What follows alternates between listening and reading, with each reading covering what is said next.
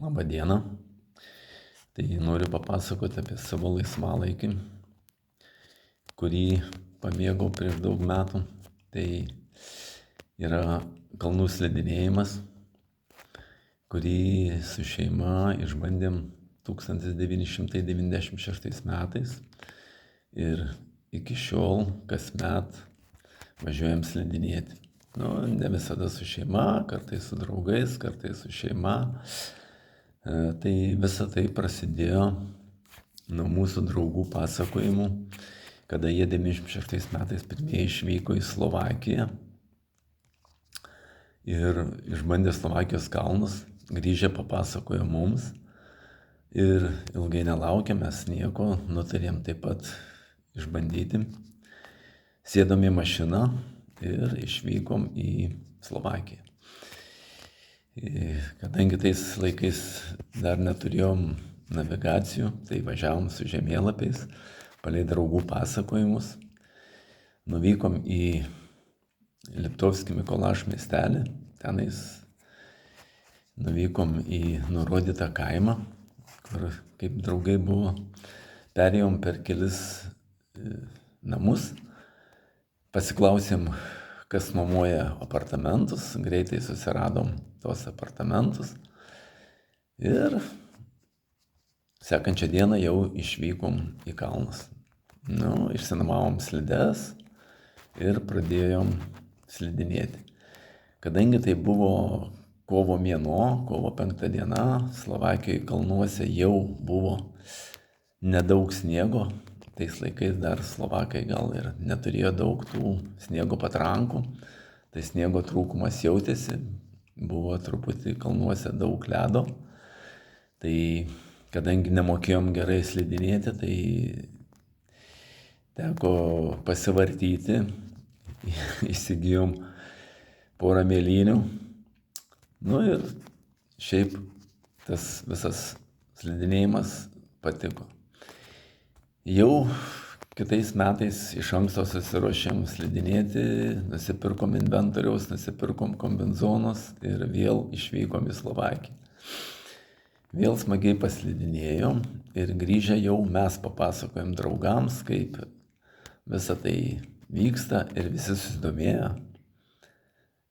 Prašė mūsų paimti kitais metais juos slidinėti. Tai jau dar kitais metais vykom su dar didesnė grupe, važiavo net 5 automobiliai. Jau kai mes buvom viską matę, tai jau mes mokinom juos slidinėti. Teko pavargti ir su vaikais jų, ir su žmonom.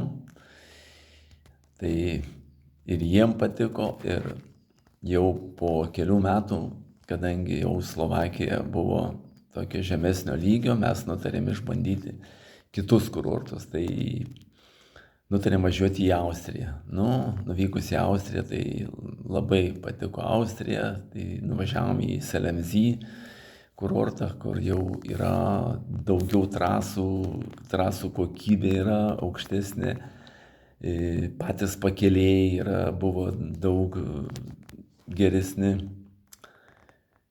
O sekančiais metais jau nutarėm išbandyti dar kitesnius tokius kurortus.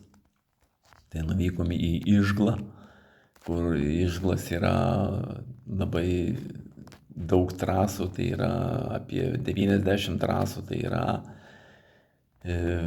pusė trasų yra Šveicarijos pusė yra Austrijos pusė.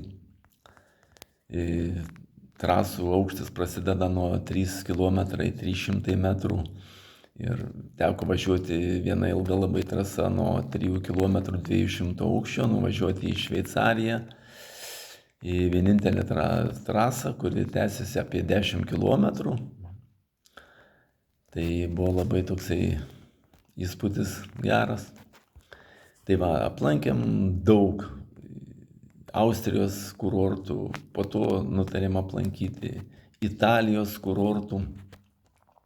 Ir kiekvienais metais važiuodom netgi po 2 ir 3 kartus pradėjom važinėti į įvairius kurortus.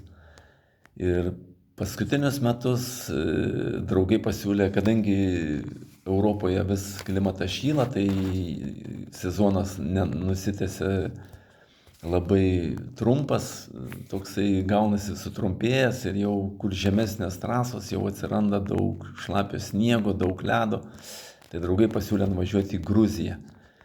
Tai nuskridom į Gruziją, į Kutaisį, iš Kutaisio ten apie 350 km teko važiuoti iki kalnų kurorto.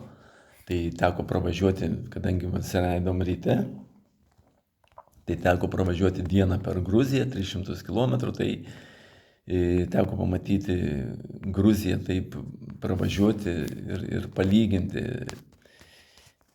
Gruziją su Lietuva, kadangi kažkada tai mes buvom sovietinės šalis, tos pačioj Sovietų sąjungai priklausėm ir palyginti, ką pasiekė Lietuva ir ką pasiekė Gruzija. Nu tai galiu pasakyti, vaizdas toksai liūdnokas, nes pažiūrėjus į Lietuvą, į tvarką Lietuvos, tai tikrai jiem būtų iš ko pasimokyti iš mūsų. Tai šiaip tai labai tokia skurdokai paliko įspūdį, gan netvarkinga buitis žmonių, daug šiukšlių, kur palyginus Lietuvoje, tai dabar tiesiog reikia ieškoti jų. Tai nuvykus į kalnų kurortą, aukštis tai labai aukštai, naktis buvo gan šaltas, kadangi mes gyvenam 2 km aukštį, tai naktį šaltis siekia apie 22 laipsnius, tai mes anksti jau nevažiuodom į trasas, apie 10 valandą važiuodom tik tai. Ir trasų kokybė nebloga, taip, kadangi sniego daug buvo, tai paslidinėjom normaliai.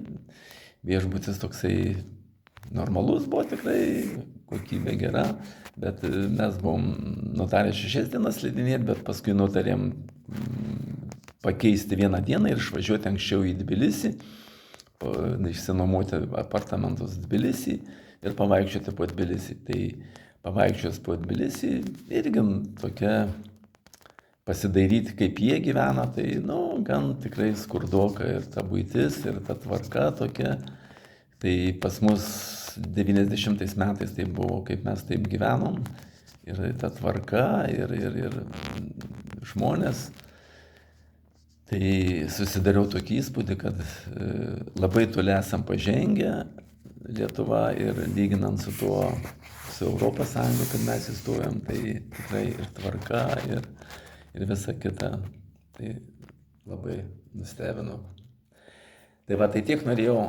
Ačiū labai už dėmesį. Viso gero.